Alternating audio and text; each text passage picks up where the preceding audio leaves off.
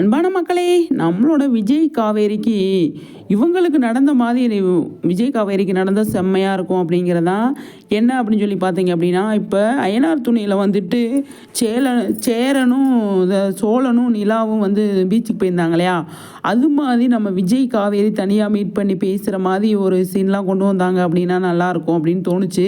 எனக்கு அவங்களோட சீன் பார்க்கும்போது எனக்கு விஜய் காவேரி தான் ஞாபகத்தில் வந்தாங்க. அந்த மாதிரி நமக்கு வந்து கொண்டு வந்தாங்க அப்படின்னா சூப்பராக இருக்கும் இல்லையா?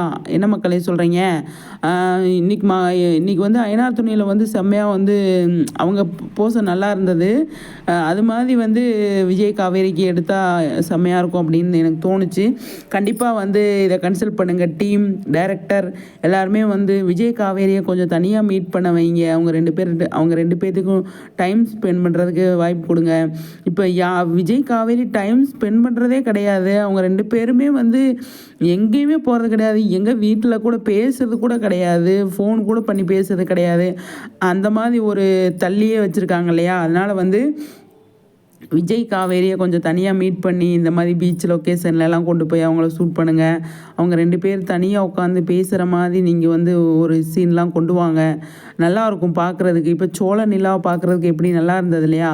அது மாதிரி நீங்கள் விஜய் காவேரிக்கு வைக்கலாமே. என்ன மக்களே சொல்கிறீங்க?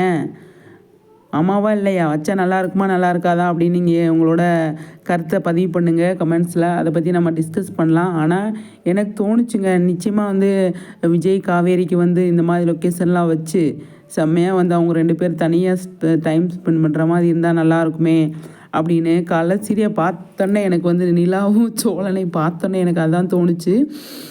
விஜய் காவேரி வச்சா நல்லாயிருக்கும் அப்படின்னு. டைரக்டர் கொஞ்சம் யோசித்து கொஞ்சம் நல்ல முடிவாக எடுத்து விஜய் காவேரியை ரெண்டு பேருமே சேர்த்து வைக்கிற மாதிரி பிளானை போடுங்க அப்படிங்கிறது தான். என்ன மக்களே கருத்து